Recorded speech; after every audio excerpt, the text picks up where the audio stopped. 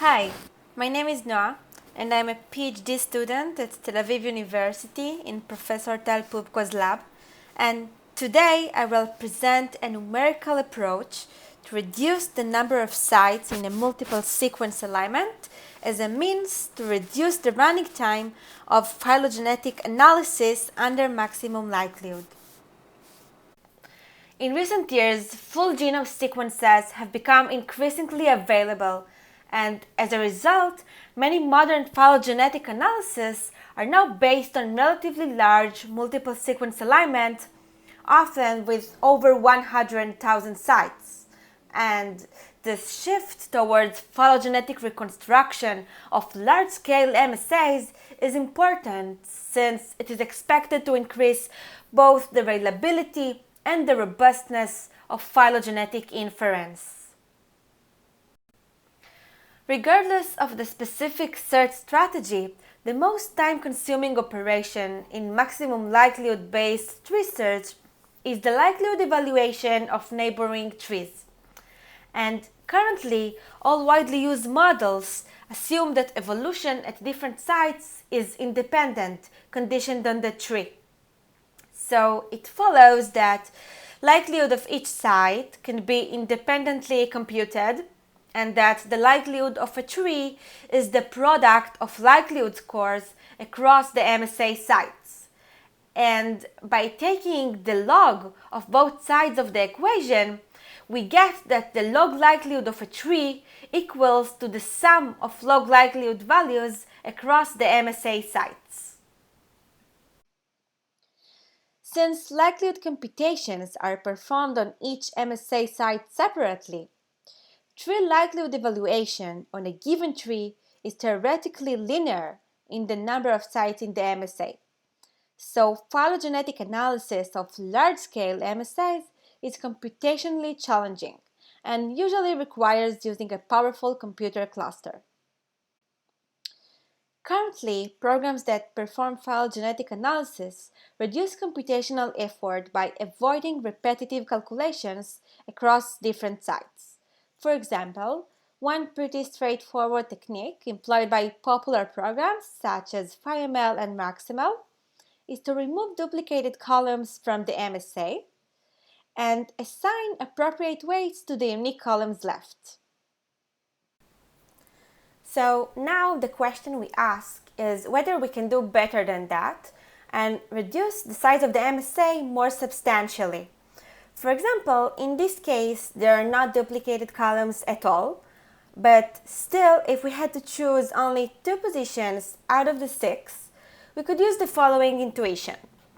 So, looking at the first position, we can see it is constant across species, and thus not phylogenetically informative, so maybe we can exclude it.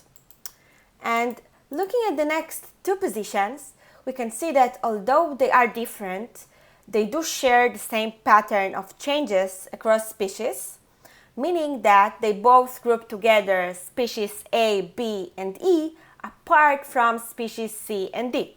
So maybe they have a similar phylogenetic signal, and we can choose only one of them and assign it a weight of 2. And looking at the next 3 positions using the same intuition, we could pick only one of them and assign it a weight of 3. Note that those are just guesses which are based on our intuitions, but now I will present a numerical solution to this problem. We aim to approximate the log likelihood of the tree based on a linear combination of the log likelihood values of the individual sites. So of course that setting all the coefficients to 1 gives us the exact log likelihood of the tree, which will be optimal in terms of accuracy. But forcing some of the coefficients to be exactly 0 can save running time, since we'll only have to calculate the per site log likelihood values whose coefficient is non-zero. So our goal here is to optimize our accuracy under a constraint that limits the number of non-zero coefficients. So now the question is, given a multiple sequence alignment, how can we find the optimal set of coefficients? To find the optimal coefficients, we need to generate some training data. So first, we generate R random trees based on the sequential addition algorithm, and then we evaluate their per site log likelihood values with respect to the full MSA. So this would be the calculation for the first tree. Here, LL1T1 denotes the log likelihood of the first tree with respect to the first position of the MSA, and LL2T1 corresponds to the log likelihood of the first tree with respect to the second position. And we do the same thing for the second tree, and then we do it for the entire set of the R random trees. Now we can add our coefficients to those equations and formulate this as an optimization problem in which we want to find a set of coefficients that gives us good estimates of the full log likelihood scores under some constraint that limits the number of non-zero coefficients.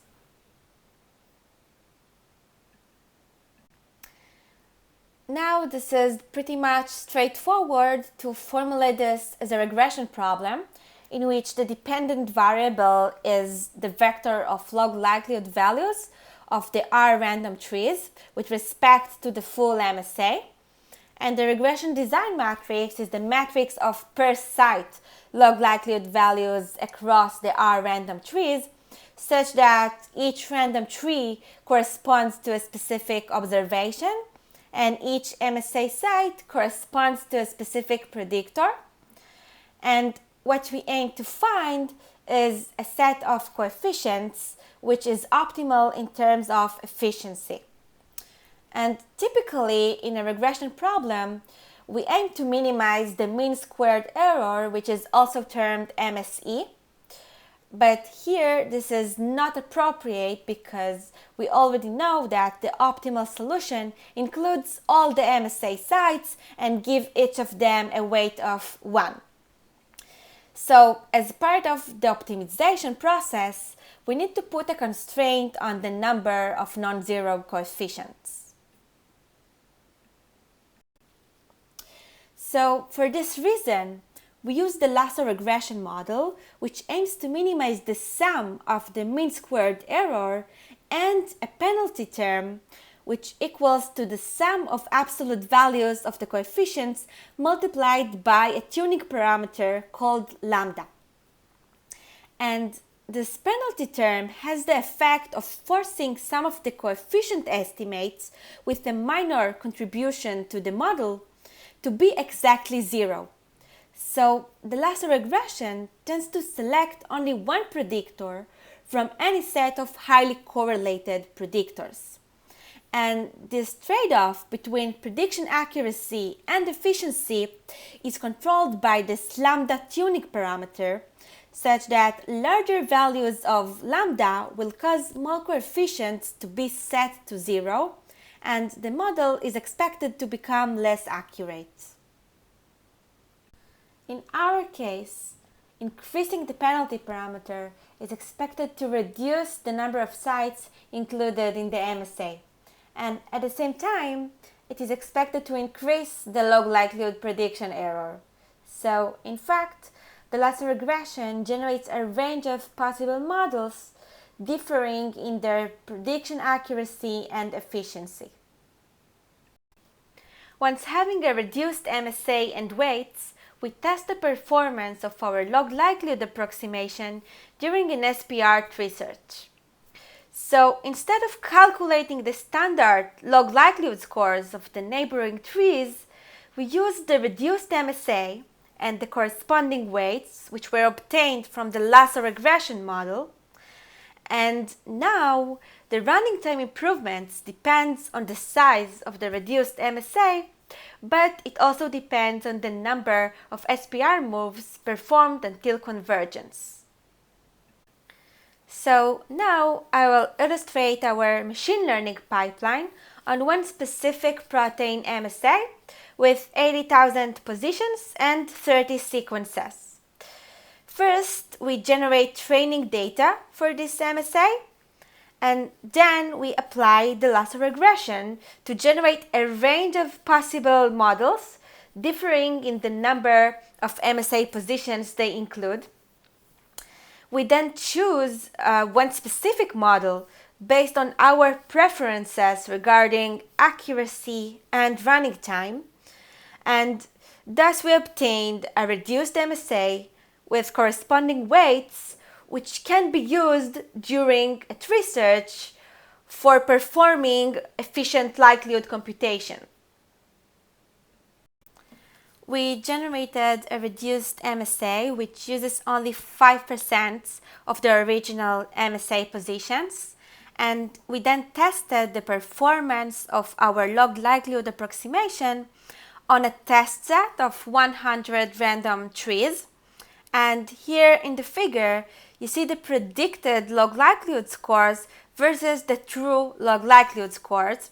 And we see that our predicted tree scores are very close to the true ones, although they only rely on 5% of the MSA sites. So now the question that arises is why 5%? Because maybe we could use less than that and obtain the same accuracy, or maybe using a little bit more than that will significantly improve our prediction. In order to answer this question, we repeated the model evaluation using different percentages of chosen MSA sites, and we calculated their error on our test set. As expected, increasing the percentage of sites we include in our model results in higher accuracy, reflecting the trade-off between accuracy and efficiency. Here, it seems like using 5% of the data is a good compromise. Now, the next question to be asked is whether our efficient tree scores predictions are good enough to be used during a phylogenetic tree search instead of the normal tree scores. So, to answer this question, we first performed an SPR-based phylogenetic tree search using the full MSA and the standard tree scores. So in the figure, you see the tree scores that were obtained as a function of time. And now we would like to compare it to a corresponding tree search, which uses our efficient tree scoring based on 5% of the MSA sites. Note that all tree scores in the figure are evaluated with respect to the full MSA. So first, our efficient tree search inferred a slightly better topology than the standard tree search, but more importantly, our tree search was around 20 times faster. We tested the performance of our log likelihood approximation during phylogenetic tree searches on 6 large amino acid empirical MSAs, which belong to various taxonomic groups. We performed several phylogenetic tree searches for each MSA, each time comparing the standard tree scoring to the efficient tree scoring in terms of accuracy and efficiency. And here for the efficient tree scoring, we used 5% of the MSA sites. In the figure, you see the distribution of differences in inferred tree scores between tree searches that use the standard tree scores to corresponding tree searches that used our efficient tree scores. As you can see, in most of the tree searches that we performed, using our efficient tree scores resulted in the same inferred tree which was obtained using the standard tree scores. And in some tree searches, using the efficient tree scores resulted in better final tree topology, and in some other tree searches, using the standard tree scores resulted in a better final topology. So overall, we can conclude that our efficient tree search is pretty much comparable to the standard tree search in terms of the final tree topology. In this figure, you see the distribution of the running time improvements obtained using our efficient tree searches when compared to the corresponding standard tree searches. And note that we include the training time which was required for the efficient tree search. So on average, the efficient tree searches were 15 times faster than the standard tree searches, and also note that this reduction in running time is not constant, since it also depends on the number of SPR moves performed until convergence. So, to conclude, I presented here a numerical approach to sample MSA sites for phylogenetic tree search. Our approach allows a fast generation of reduced MSAs based on a given sample fraction. We have shown that using a very small percentage, as low as 5% of the MSA sites, can be sufficient for a good prediction of log likelihood scores. And finally, we've shown that this log likelihood approximation can make phylogenetic tree searches much faster without compromising on inference accuracy. So this is it. Thank you all for listening. I would like to thank my supervisor, Professor Tal Pupko, and also Professor Itai Meiroz and his PhD student, Dana Azuri, for their collaboration in this project. I would also like to thank Professor Alexandros Stamatakis and Ben Bettisworth for their collaboration in the integration with the RAXML software. I would also like to thank Professor Ishai Mansour for his help in the machine learning part. And finally, I would like to thank all my lab members.